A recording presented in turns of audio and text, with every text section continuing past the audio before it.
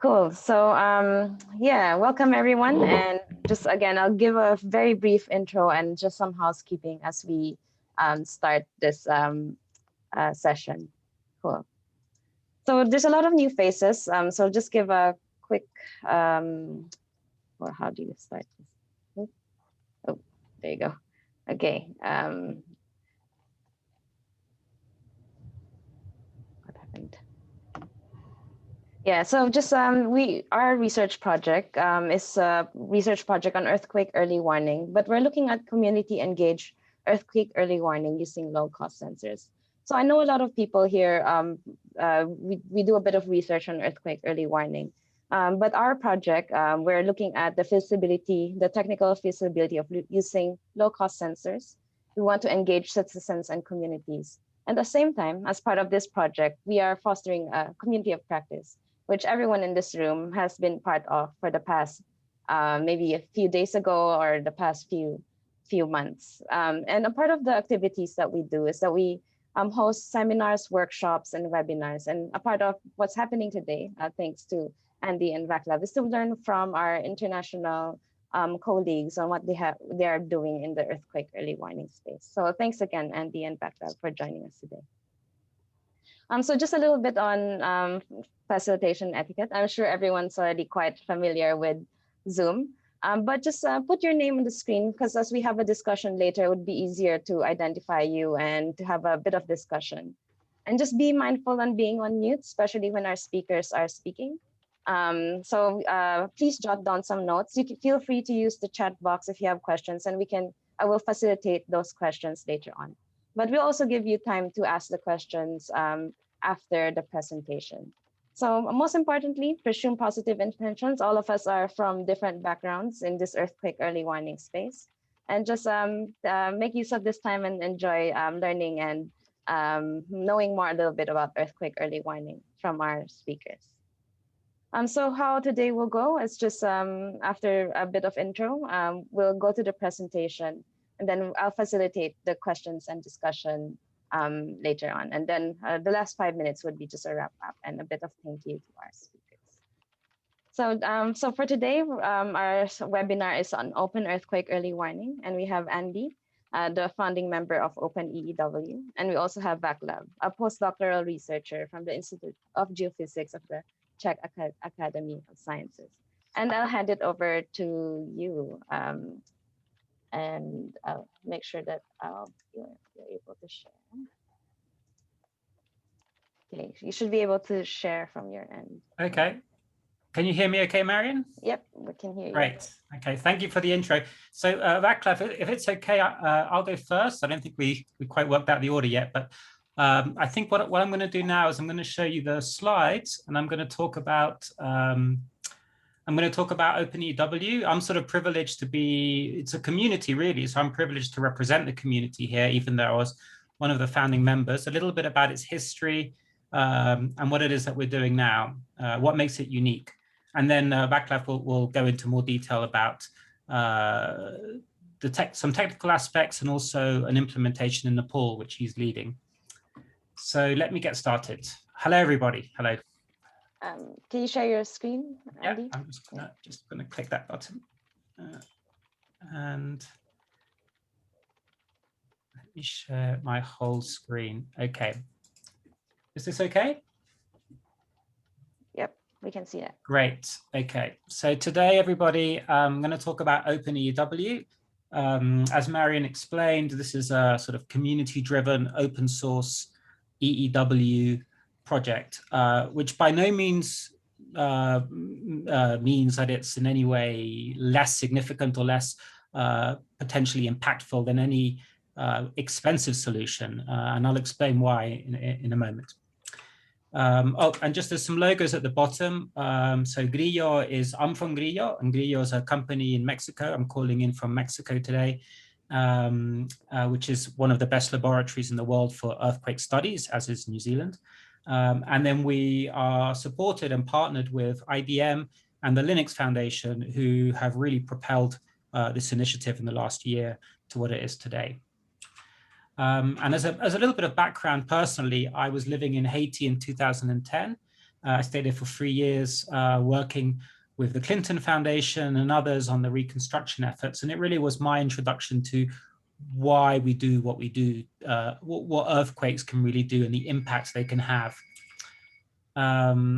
This was the hotel that I lived in. So for people who haven't lived through very destructive earthquakes, it's always a useful reminder to understand what it is we're talking about here, and what the impact can be of this as a disaster, which is which is often greater than all the other natural disasters combined.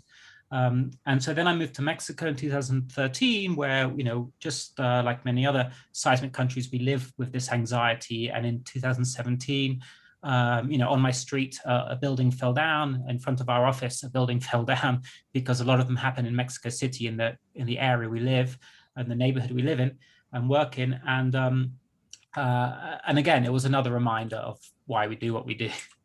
So we all here know earthquakes they impact almost a third of the world's population.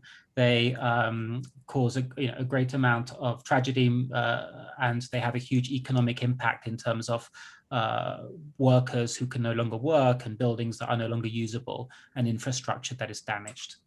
In our particular project, we are really interested in all types of communities, but especially in those in the developing world, where often poor construction will mean a disproportionate amount of damage due to the construction that happens in these areas. Because, as we know, buildings kill, not the earthquakes. So if you're not building correctly, you're going to have more damage. So the sort of earthquakes you see in Japan don't have anywhere near the fatalities of a similar magnitude in a developing country. And EEWs, which is the subject of today, are interesting insofar as they're one of the few ways we can mitigate the potential loss of life, and yet they've traditionally been incredibly expensive endeavors because of their bespoke nature. And Japan is the only country to have achieved a full national coverage with an early warning system. Okay, so Open EEW. So I'm just going to start by saying why this is an open source project. As an open source project, and I mean fully open source, hardware and software, you are able to develop very rapidly. We have people from all around the world, from all the countries around the world, that only in the last 8 or 9 months have decided to join us and work towards this common goal of providing early warnings through technology. And so we have, absolutely world-class developers in England and in the States, from IBM and from many other firms and students. And, this sort of mass of talent you would not get in a proprietary project. Secondly, transparency, because everything lives on GitHub. All the code that we create and all the templates for sensors we create are scrutinized, and everybody can see the mistakes, and everyone tries to fix them, and they're constantly iterating. And secondly, we care about social impact. We're not a startup working on a commercial project, and that means that we care about how many people our project can affect, how many lives could potentially be saved. And by being open source, anyone can take on what we're doing. We're giving everyone the instructions, so there's a potential for much greater impact. So years before, in 2015, with support of USAID and other people, Grillo, which is the company I work for, we developed the basis of this, which was an IoT-based early warning system. And that just means that the transmissions are sent through the internet. We were, and we still are, obsessed by cost. If we get the cost way down of the sensors and the detection systems in the cloud or wherever it might be, we can have a much denser network. And the density is in every way better. It just means you have redundancy in case one of the nodes isn't working. It means you have faster transmission because you're going to be nearer the earthquake when it starts shaking. So we were fascinated by new technologies. How can we reduce the cost of the sensors? How can we work with other technologies which are now off the shelf? And the system we created with USAID actually was very successful and continues to be. It took us a few months to build. And as of late 2017, we detected over 1,000 earthquakes, and we've got greater coverage than the national system, which cost hundreds of millions of dollars in Mexico. These are some of the emerging sites of Open EEW. We really want to see a dot in New Zealand very soon. And these are community projects which are taking our information. What are the three technical components to our system? We have the sensors, which I can show. If anyone can see my video screen, I'm just putting one at the camera here. And these are 3D printed cases, although we have a variant with a waterproof case and electronics that our community has designed. We have a cloud system, which could really run on anything. It could run on your laptop, it could run on a Raspberry Pi, it could run in the cloud, and the instructions are all available on GitHub, so you can monitor the devices, you can see the events, and you can run detection of earthquakes.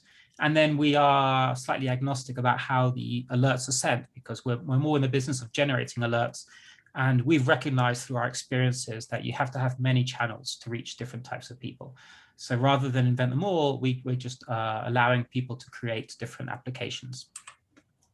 So the actual sensor is the core of what we've done, and our community members have really taken what we had before and evolved it greatly. So rather than running it on Linux like a Raspberry Pi, which is far too much for what we need to do, we have a microcontroller which costs, you know, $8, and it's very capable. And we managed to buffer 10 seconds of triaxial acceleration every second. Every second it's buffering that amount, and it's available for our algorithms in the cloud when it reaches a trigger level, which is also run on the device. And the devices also house alarm functions, because we want them to be placed in areas where people can get alarms. People look after these things more if they have alarms as well, in our experience. There's a 3D printed case. There's many other ways to do that. We have different detection methods, and one of the exciting areas is machine learning, which every seismologist is aware nowadays. We'll hear more about that in a second, I think, from Václav. But there's great potential with our community, and to use, we've been publishing data since 2017 in AWS Open Data. We have over a terabyte, and people are now training models based on existing data, which is great because it's using the same sensor accelerometer to train future algorithms for the same sensors we've got. In the cloud, people can monitor devices and they can see traces. I've mentioned that there's different ways for people to consume the alerts. We have a mobile app, which is also published for free on GitHub, and people are free to make their own versions. We have a little alarm device, which is not near me at the moment, but these are used by people in Mexico. We have community alarms, which are 4G driven, which we also deploy in Mexico and Puerto Rico. We have a big project in Puerto Rico starting very soon. And we have APIs for people who want to turn off elevators and infrastructure. And the home alarms and the apps are very interesting because we've done them so that they can tell you what the shaking will feel like. It's not binary. It's not there's an earthquake. The devices recognize their distance to the event that we've calculated, and in real time, they work out how much energy will be lost, and therefore what expected shaking on the Mercalli scale you're going to feel in your location.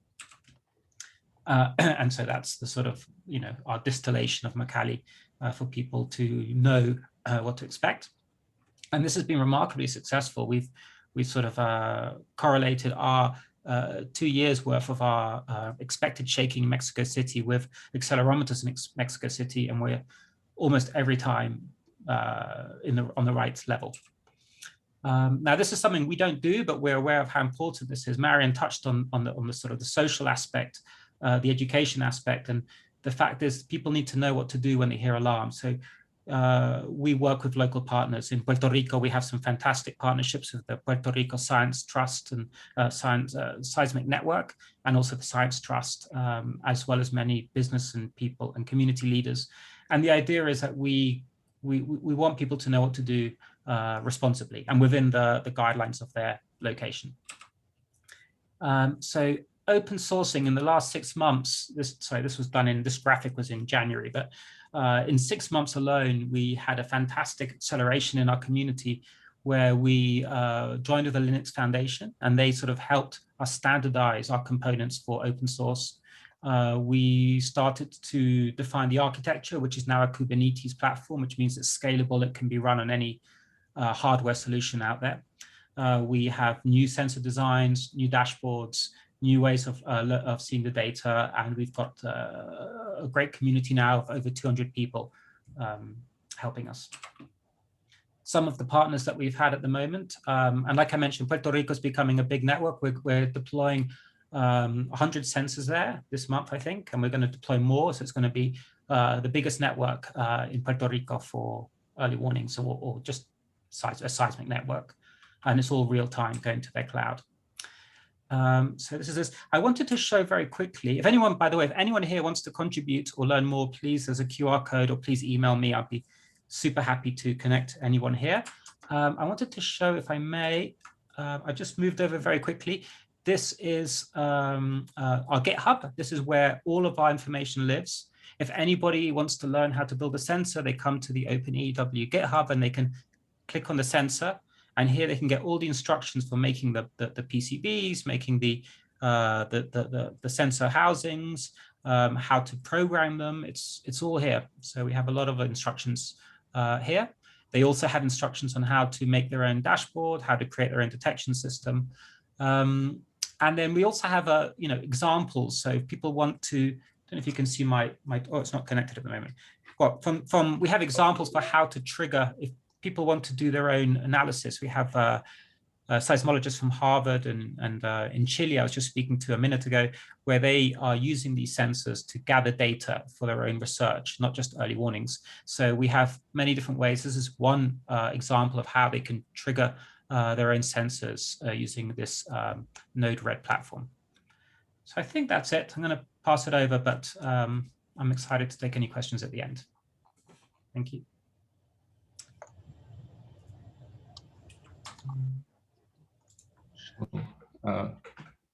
Can you see my screen or not yet?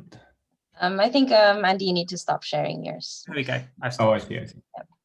All right. We can see it now, Václav. Okay, nice. So thanks. My name is Václav, and a little bit about myself. I'm a seismologist, and I just finished my PhD a few months back in Oregon State. And I moved over to Czech Republic, where I'm from originally, to take this postdoc position in the Institute of Geophysics, because I always was interested in somewhat like more mission-driven geophysics than pure scientific basic research. So I found this Open EEW project of Andy's and Grio, and it really intrigued me because I think that the IoT and the Open EEW sensor is really a great development that can help a lot and help to set up EEW in countries that would never be able to afford systems that work in Japan or California. So I'll be a little bit more technical. And as Andy said, this presentation is going to be divided in two parts. Both of them are going to be pretty short. One of them is going to be a little bit more technical about the sensor performance and what it can do and what kind of earthquakes it can record. And the second half is going to be on a project that I'm planning in Nepal, where we are trying to deploy a network of 40 instruments and test the feasibility of the system. So I'm using data from the Grio network in Mexico, which was deployed in 2017, as Andy said, and it's 24 more or less sensors that are located along the coast in here.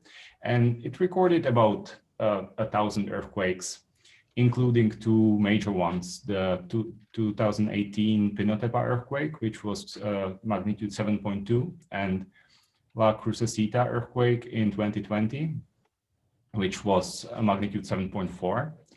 And so I'll show some examples of the data from these earthquakes and from even those smaller earthquakes. And I'll discuss how the sensor performs. And I'll try to kind of put it in the context of other sensors that are there available for earthquake early warning. So what we would like to see from a sensor that is used for earthquake early warning is that first, it can record very strong motion, very strong shaking, and it does not saturate when there is a very strong earthquake, because we need to be able to estimate the parameters like magnitude and location and stuff. And we cannot really, there are some physical limitations on what we can do, but we cannot really do much if the record saturates. So for many instruments, for many high quality seismometers, when there is a strong earthquake occurring nearby, it just clips because it doesn't have that range that can record that strong shaking. But strong motion instruments like accelerometers or these MEMS accelerometers that Open EEW sensor is using, they do not saturate. This can record up to 2G. So even the very strong events can be recorded in that full scale. So as you can see, the scale here is 100 gals, 100 centimeters per second squared, which is quite a strong shaking. Like these S waves are somewhere about 0.2, 20% of G. So that's a pretty strong earthquake. But also what we want a station to be able to do to record weak motion, because we need to train our algorithms and we need to observe many more earthquakes of smaller magnitudes to be able to reliably estimate those parameters of earthquakes. So this second example here is magnitude 3.8, much smaller earthquake. And as you can see, the scale here is 1 gal, which is much, 100 times or even less than that, because this scale is a little bit larger in here. So we can also quite well record these small earthquakes. And so this shows the P wave here and the S wave following. And so what I'm trying to show here is that the Open EEW sensor can record both the strong and weak motions. These are two plots one from the La Crucecita earthquake and the Pinotepa earthquake from those large two events. And on the horizontal axis here, we have the distance, the logarithm of the distance from the earthquake rupture, which goes from somewhere from 10 kilometers to almost 1,000 kilometers. And the blue lines and the shaded interval is a predicted peak ground acceleration, the maximum acceleration that we observe at those sites. And the points here are the peak ground acceleration that was measured at our sites and our stations. And what this shows is that first, it follows the trend quite well for both earthquakes, and also the absolute values are actually pretty closely matching the predicted ones. So in terms of those strong motions, the sensors really reliably pick up what's the magnitude of the shaking of the ground. On the other side, on that weak motion side, I analyzed what's the self-noise of the sensor, because the self-noise level defines how small earthquakes we can record by the sensor.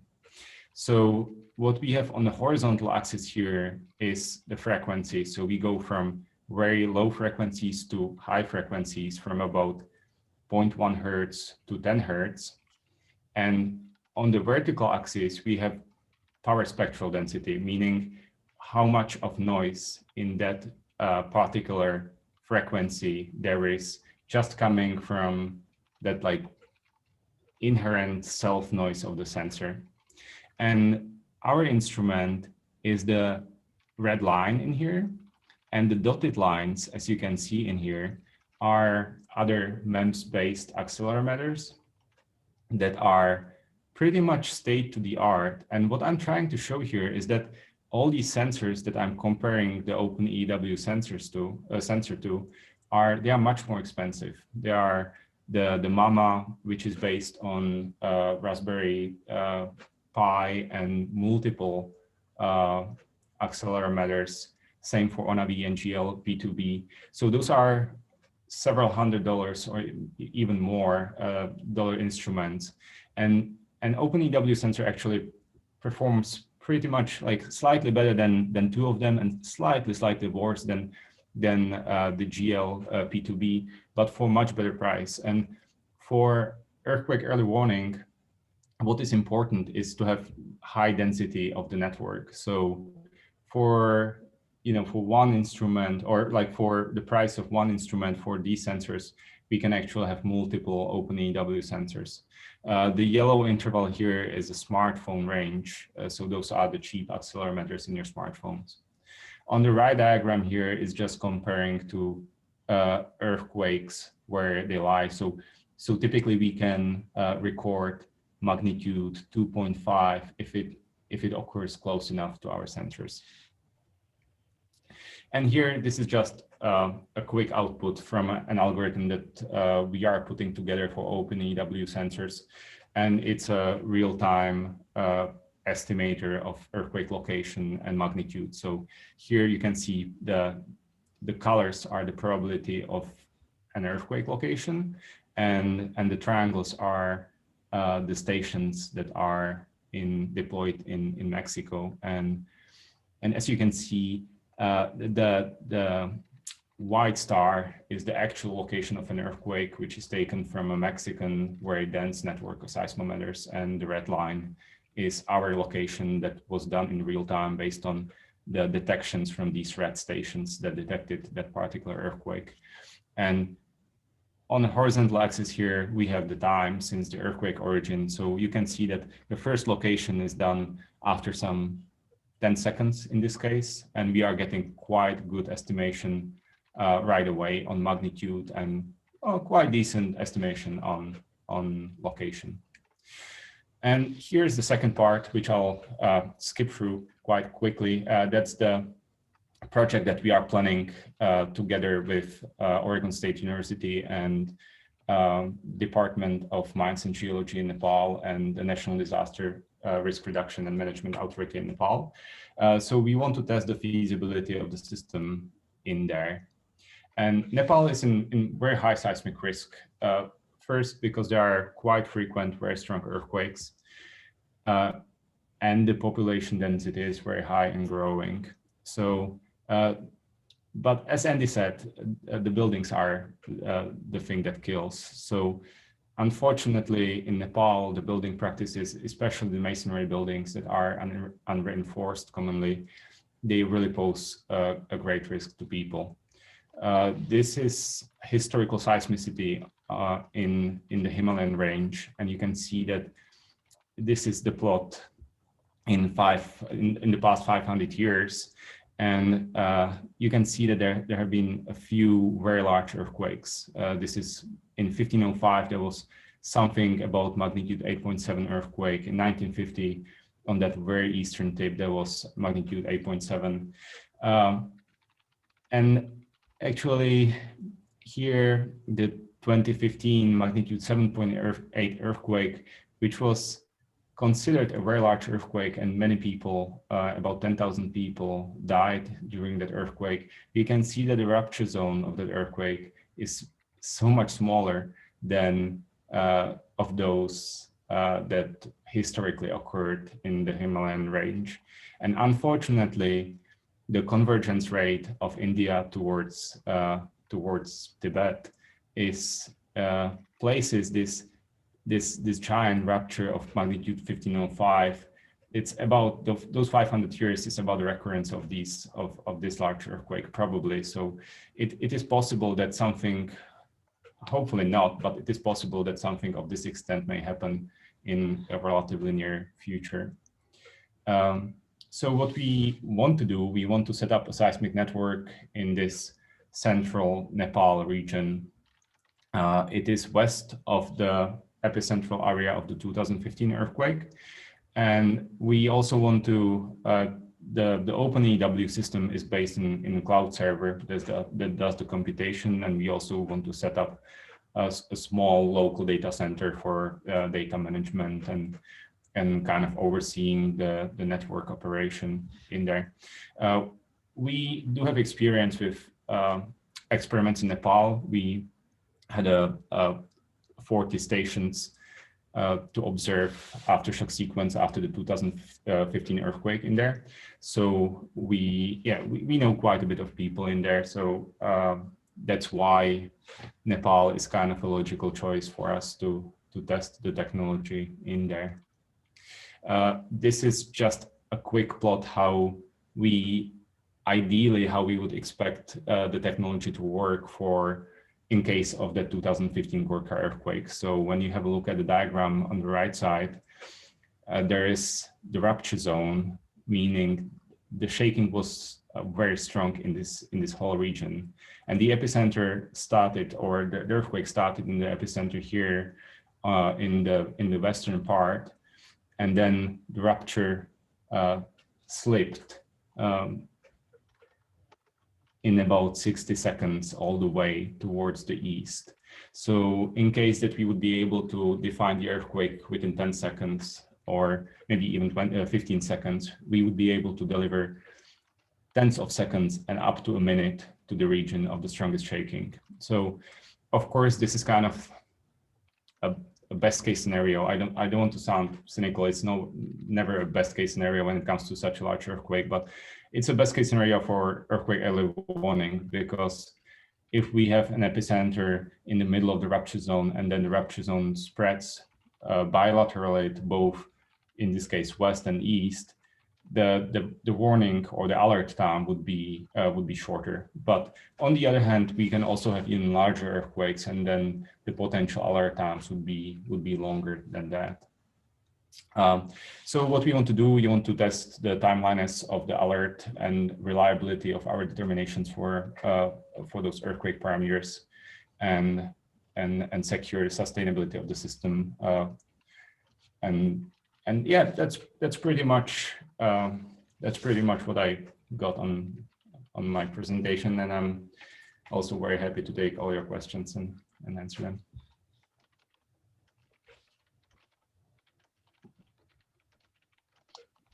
Thanks, Andy and Václav.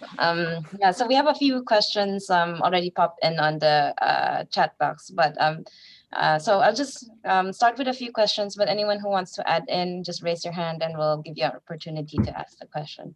But first question we'll just take from Raj, and I think this might be geared towards Andy. What are the challenges and opportunities encountered when working with communities, especially what are the common concerns from communities with regard to earthquake early warning and to a system or network like yours? Okay, thanks, Marion.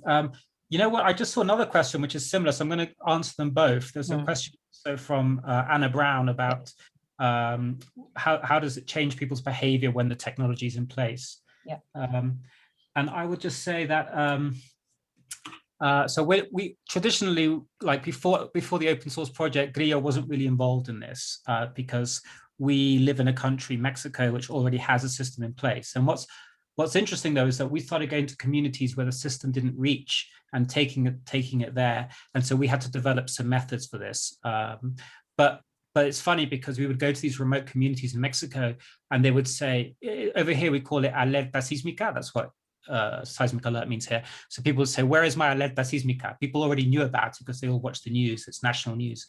And so there was an expectation that they should have it. And I think in a country where it doesn't exist, like Puerto Rico, where we're working in now, we are just aware that it's a huge undertaking. So we really back off from doing this community work. In Mexico, we can do it because people already know what it is and we follow the national guidelines. So we turn up to a school in Oaxaca and we place an alarm there and we give lessons to the kids about how seismic alarms work, and we explain to them what it means, and we really follow the guidelines, the civil protection guidelines. In Puerto Rico, we wouldn't do anything like that. We are working with the authorities there. And I think it's really important that these things are developed before a system is in place, because the technology is just one component here. So, you know, how people behave, you know, the risks involved with different actions, even down to what buildings are made of. And because, you know, here in Mexico City, buildings are made of concrete. And so you have to get out of your building. Drop, cover, and hold, or whatever the Americans say, isn't really applicable in Mexico if a concrete roof is falling on your head. So every country has their own guidelines. Thanks for that, Andy. So I'll jump to the next question. Phil asked, so low-cost seismic network is great. Could you tell us more about the calibration process of the sensors, the long-term reliability, and the maintenance, operations, and costs? Okay, I can start, and then Václav, if you want to jump in with anything. I would just say that we've had sensors in the field for 3 years or more, and we've never once had to do anything to them. The beauty of a microcontroller, as opposed to a microcontroller, for those who don't know, is a very, very cheap processor. It's not like the one in your computer or even in your phone. It's even more simple than that. It can only do one thing at one time, more or less. And so these things are robust. They will last for tens of years with no maintenance. There's no maintenance involved. And because they're so cheap, the whole thing is very, very easy to replace if anything goes wrong. In terms of the calibration, there's with a MEMS accelerometer, you don't need to calibrate it. I mean, you can do, but you really don't. So what we do is we run a calibration script. So when they start up, they look at the accelerations and they use that as a baseline, and they trim that baseline from accelerations in the future. So what that means is we get relative accelerations. So we don't, even if it's been installed badly, those accelerations from the poor installation are not affected because we're always at a baseline of 0. Is there anything else, Václav? That's all I've got. Yeah, there's not that much to add. I think that in terms of long-term reliability, I saw the data over the 3 years, and there was no decline in quality. I checked those segments like at the beginning and at the end, and the sensors performed just great, like the whole time. There wasn't any difference in performance. I would say one thing, like we have used Raspberry Pis in the past, and the problem with Raspberry Pis and any of those sort of computers is you have more things that can fail. Like the SD card can often fail. You're writing logs to it, and the program's constantly reading from an SD card, and SD cards will fail after a year or 2 or 3 years. And also they're just very expensive. So moving to microcontrollers makes these things very robust. Well, since you mentioned a little bit about the Raspberry Shake or Raspberry Pi, we do have a question from Neil Gordon. Can a Raspberry Shake 4D be used as an alternative to the Open EEW sensor? With the Raspberry Shake data readily feed into Open EEW algorithms and systems? Yeah, it could do. There would be some work though, because you would need to format the messages coming out of the Raspberry Shake into the JSON format that we use so that it can be interpreted. There's no reason why it couldn't, but it would be a waste of money because a Raspberry Shake can cost $1,000, whereas an OpenEW sensor costs $100, and both perform equally for the purpose. Thanks, Andy. Yeah, so we also have a question from Gavin. So are earthquake waveforms transferable around the world for machine learning, or are they tied to the geology of the area? Do the models have to be trained using locally relevant data only, or can global seismic waveforms be used to train as well? I think I'll defer that one. That's a very good question. I retrained a model for detection for our sensors, and what I think is mostly the retraining is mostly training for the data from our sensors. So like you need to train it for the specific noise, for the specific sampling rate.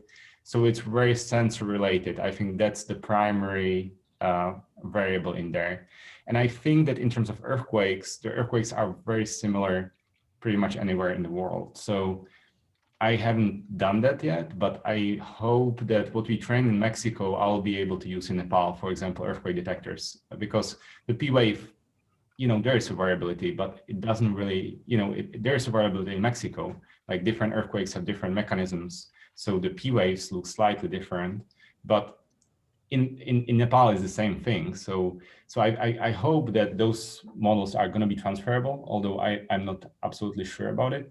But I think that mostly the variability, or why we need to retrain the models for our own data, is because the sensors are the primary source of, like, we cannot use other people's models because we have different sensors with different noise, different sampling rates and stuff like that. But earthquakes are very similar. And I would just add to that that the Nepal project and the other projects around the world that are happening are going to also generate data which should become public as well. So this will only get better in time as we can train models on other data sources. Thanks for that. We have a question from Jasmine asking about the blind zone of the Open EEW. How many kilometers from the epicenter, and within this distance you can't receive early warning of an earthquake?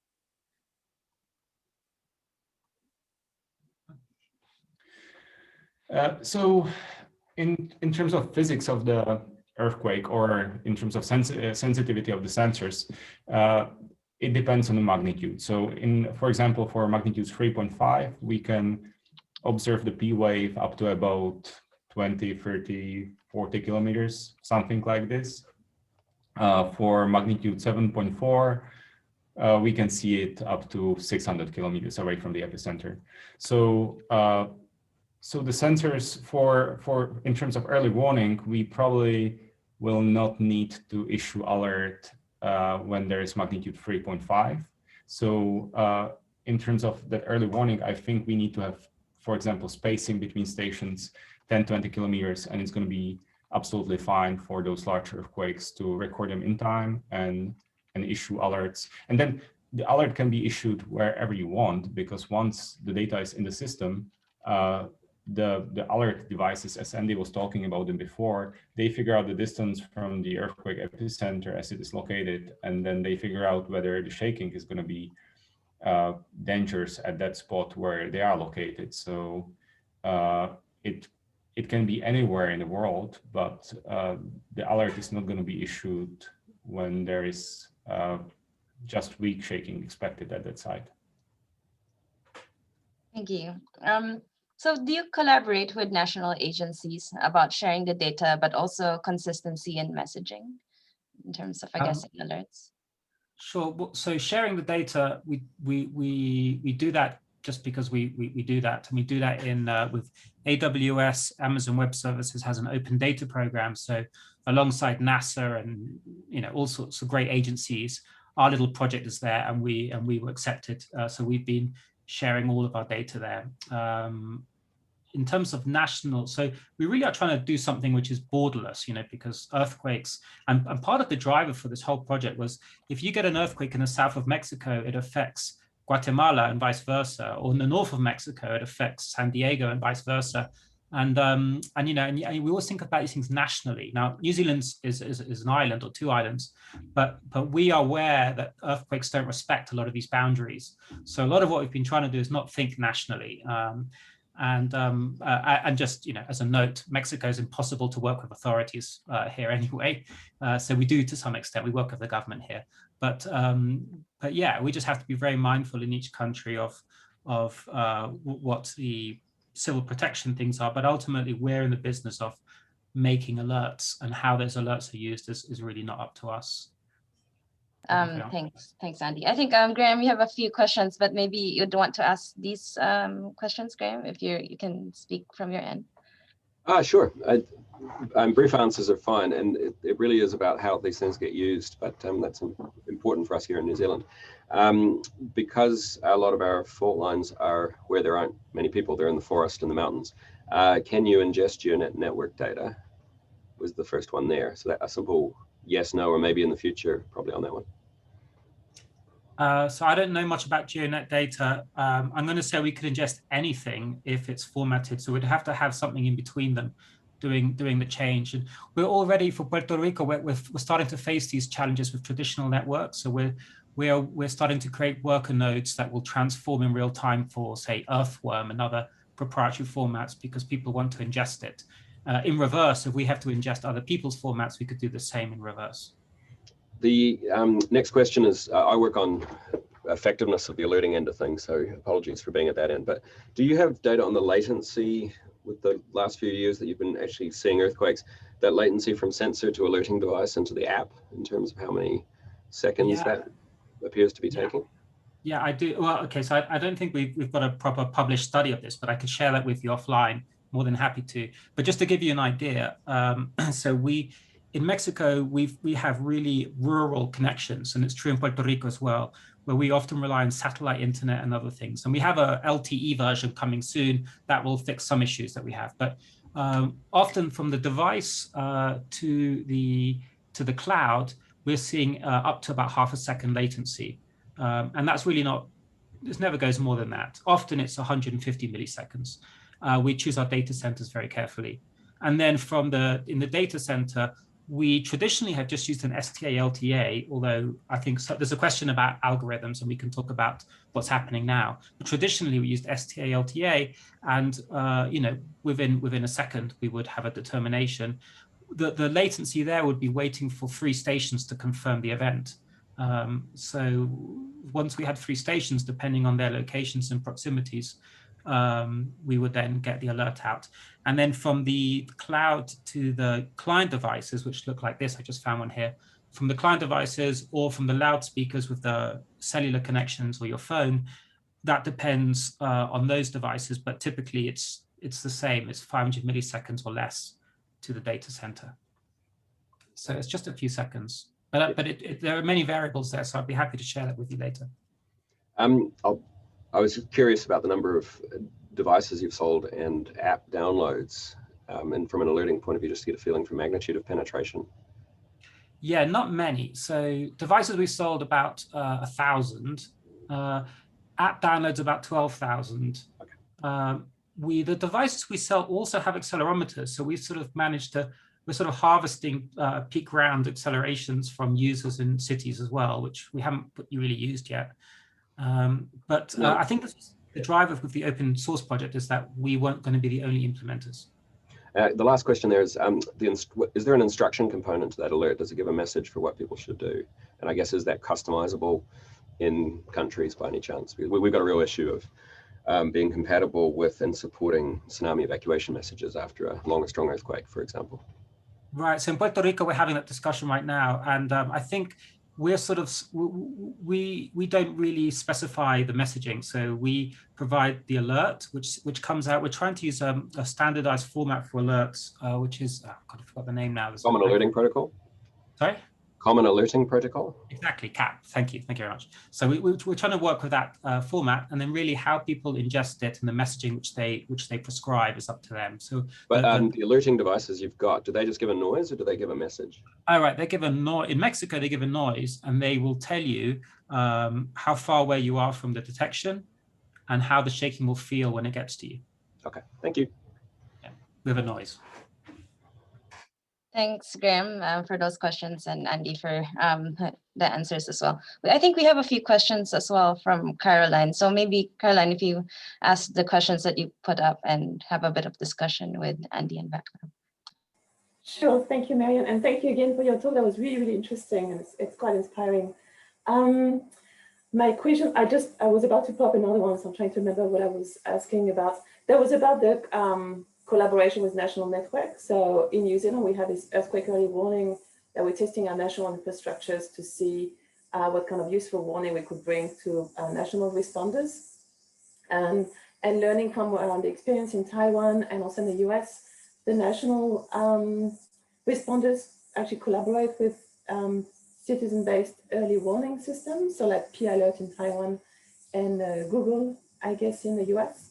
So that's why I was wondering if you guys, are really prepared to actually collaborate on a scale that we would, ingest different level of early warning system for New Zealand. But I think you responded to that, and it was a good response. It's not a national problem. It's actually, it goes beyond boundaries. But in New Zealand, we have clear boundaries here. So you have to be collaborating with the New Zealand national responders. And my second question was, yes, about the artificial intelligence and how you do artificial learning or training of the data sets for your purpose. I have to say that it's really, it's dependent on the sensors, obviously, but it's also very dependent on the sensor locations and the type of earthquakes that every regional tectonics has. And so in New Zealand, we have earthquakes like everywhere else, but our earthquakes might be a little bit different from earthquakes in different regions of the world. And also it really depends on where your sensors are located. Wellington, we have a basin as well, like in Mexico. It does amplify at certain periods, but will be very different from the periods that Mexico experienced. So we'll have to retrain the data set depending on where your sensors are located. So just to conclude, we have a really excellent group of seismologists in New Zealand. So please reach out, don't hesitate to reach out, and we'll be happy to have a discussion with you guys. and yeah, and collaborate if you're interested. Thank you. Thank you, Carolyn. If I could take the first question, Václav, and you take the second one. Yeah, thanks. If that makes sense. So thank you. Oh, and also just in reverse, Carolyn, I'd like to invite you and anyone else to the community as well, just because we have a lot of people sharing expertise, and obviously there's a lot of expertise in New Zealand. So if anyone wanted to join, we have a Slack channel, which you can go from the openeew.com page. At the top, there's a link. And I would really invite anyone, yourself, Caroline, anyone else to join. Would be really honored to have people from New Zealand there as well. So with regards to the first question, I think we would be happy to collaborate with anybody. We're slightly decentralized. We're not like an organization as such, like Grillo is. And Grillo's commercial business, just to go to one of the questions from Raj, is sort of, we sort of pivoted towards helping insurance companies and academia with solutions. Whereas the early warning, we decided to turn that into an open source community-led effort, because it's not a commercial project. You don't make money from this sort of thing. We're doing this for the good of humanity, you would say. And I think how we would engage with a national organization is a bit complicated. So the project is now housed under the Linux Foundation with IBM and Grillo supporting it. So we're slightly bureaucratic in how we deal with these things, but we would be more than happy to, if there was a requirement from a national agency that the data was formatted in a certain way, or that there was a messaging system in place, we could fork what we're doing into a variant for that country and they could use it in that way. I think these are all things that could be done ad hoc. I don't know, Václav, if you want to answer the other question about. Yeah, and regarding the machine learning. Yeah. Thanks very much for the comment. Definitely, site conditions are very important for that. And we had those 25 stations from Mexico now that I trained the algorithms on, but it's not, although it's 3 years of data, it's still, I would like to have more for retraining those models. And I was thinking about using other sensors that I would kind of introduce the same kind of noise as we have on OpenEEW sensors, and change the sampling rate. So I would kind of augment the data sets. And yeah, definitely site conditions and amplifications of different frequencies and stuff, that's going to play a major role. So as Andy was saying before, I think it's when we have more data from different sites, from different parts of the world, we will retrain the algorithms and hopefully improve them and get better results. Or maybe we can also train like algorithms that will be specific for different regions if we have enough data. But that's I think the crux of it, that you need a lot of data to train them reliably. Just for your information, with GeoNet, we now have 15 years of really good data. We've had a lot of earthquakes in New Zealand in the last 15 years. So yeah, that would be something that could be useful for you guys to have a look at and train your algorithm as well. And I remember my last question was about the algorithm that you guys are using. Yeah, so thanks a lot for offering the data. I think that we might take you up on that and use them. And regarding the algorithms, we are now using just the P-wave algorithms. So either the machine learning detection or STA-LTA detection, which detects the waves, and then doing the peak ground displacement in windows from 1 second to 10 seconds for the station magnitude. And then we do association and location, that is, and magnitude determination that works in like a Bayesian framework of like probabilistic framework, both for the magnitude and the location. So it's fairly straightforward, and we will be probably, once we test this first version out, we will be probably moving towards something more complex. But I think that for the first shot, this is probably quite well tested and fast method and quite reliable for estimation of. So what is as for the P-wave approach, it's definitely, but it's like for earthquake early warning, it's always a problem. You are trying to do things as fast as possible, and you cannot really, from those first 10 seconds of a P-wave, you cannot really get beyond magnitude 7.5. So you cannot really constrain earthquakes that are larger than that, because then you either need S waves, but not even S waves. You probably need some geodetic information because those things saturate. So yeah. Okay, can I add a comment? Something that I haven't mentioned yet, which is unique to this project, is that our approach, accidentally, I might add, this is not by design. Our approach years ago was to send raw accelerations to the cloud, not to process on the sensor, which I think is different to other solutions, not all of them, but some of them. And so we spent a lot of time working with MQTT and other protocols and the message formatting so that we could be as efficient as possible with the payload. What that means is that we can transmit data to the cloud with minimal effort, and then use quite powerful servers to do all of this work in real time, instead of trying to do any detection on the devices. Having said all of this, there is now a sort of effort in our community to create a basic STA-LTA trigger on the microcontroller, which is already working, and that means that once that's been triggered above a lowish threshold, we then send the last 10 seconds of buffered data to the cloud continuously. And the idea there is not to be transmitting all the time, only to be transmitting when we have something which could be an earthquake. Thanks for the really interesting discussion, everyone. I think we have one more time for one more question, and I'll combine two questions at once. So in a small country such as New Zealand with many earthquake sources, how feasible is it to provide warnings of 10 seconds more? And on the flip side, how do we mitigate if we give people too much warning time? Will they undertake even more risky behavior, which they wouldn't take otherwise? So just a little bit of comment on warning times then. Can I just say that? So I am very. So to comment on the first. Yeah. Oh, sorry. You go ahead, Václav. Yeah, sorry, there's a large latency. Okay, well, just quickly answer the first one. There's so many factors that influence how much of alert time you can give in a perfect scenario or like whatever scenario.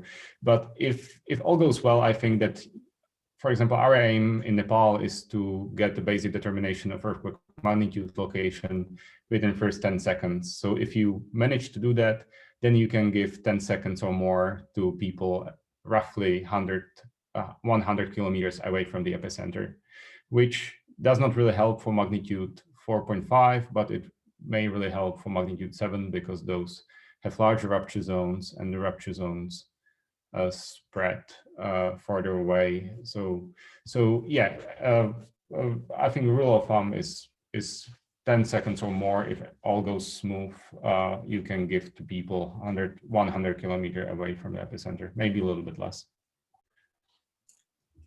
But I wouldn't be that worried about giving people too much time. Yeah, exactly. I was just going to give you an experience. So I live in Mexico and we get alerts on average about twice a year. So that the threshold here with SASMEX is supposedly, I think, a magnitude 5.5 and above. It seems strange it's based on magnitude, but that's the way it's designed here. And so with these alerts, since I arrived in 2013, I've experienced many of them. And when they come from the south of the country, like Oaxaca, like we had in 2017, you can get a minute or even a minute and a half of warning. And as we said already, they're amplified when they get here. So too much time is actually great. It's really good. Like I live on the second floor, and if you have a lot of time, I can take my family downstairs and we're out in the street before we feel the shaking, which often happens in the middle of the night when we're in our pajamas and we're all out in the street with our neighbors waiting to see if it's worked or not. And then shorter times are still useful, So for example, in the Puebla earthquake in 2017, where all the buildings fell down in our neighborhood, most of the buildings fell down half an hour after the shaking happened. A lot of these structures are weakened, and then they actually don't collapse fully until later. So even a short amount of time is still useful. We run out whatever happens. So obviously these things depend on in different regions, but in our case, more time is good.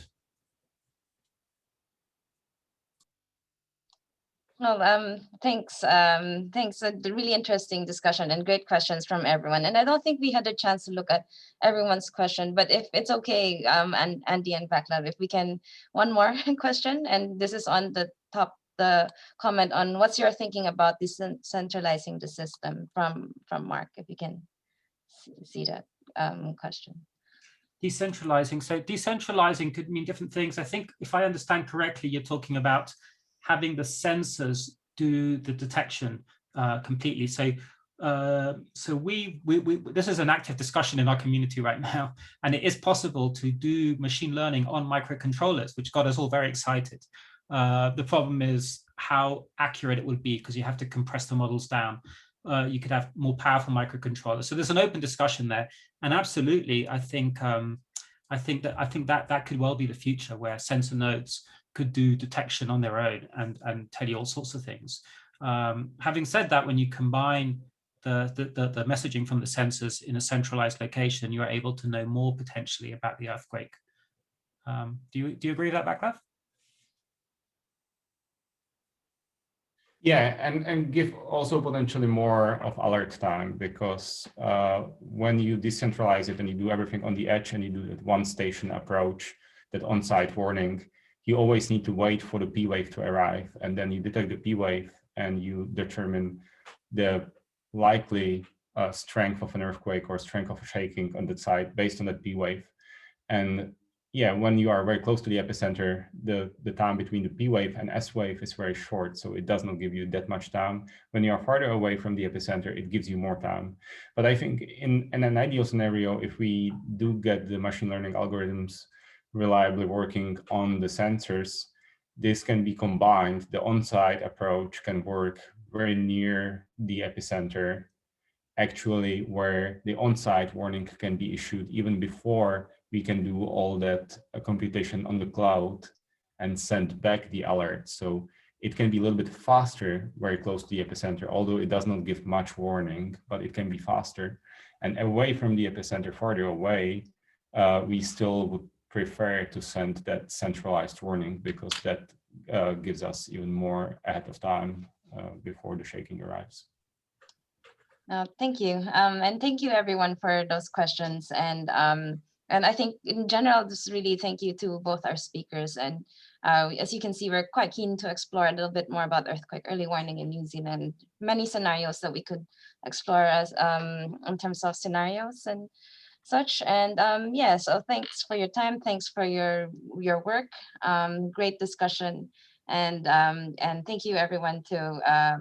And just probably give the space to Raj to say. Can I just say one last comment very quickly? Given that there was questions we didn't answer, I would really encourage people to join us on Slack in the community. And if they did, I think we could open up a New Zealand channel, a public channel, because I think there's so many questions here, which I think we'd love our community to get involved with as well. Thanks, Andy. All right, thank you very much, Andy and Václav, and also our participants from the community of practice. It's really encouraging to say that we are getting more and more people attending these sessions. So I think we have a lot of questions that we didn't answer. Probably like previous, we can send these questions to you, Andy and Václav, and you can send some answers. Then we can publish them on our blog with the recording. So other people can have a look. Yeah, as you said, others, if they're quite keen to join the Slack, I mean, that's a great way to do as well. So like to thank you both of you with a short notice joining us. And I think it's a great discussion. So for the participants, I think we are planning to do similar sessions in the future. So great to see your support collaborating with us. And hopefully you'll hear more from the project, especially through Marian and Alicia. So thanks all for joining. Thanks, Marian. Thank you. Thank you. Thanks. It was very nice to be able to present for you.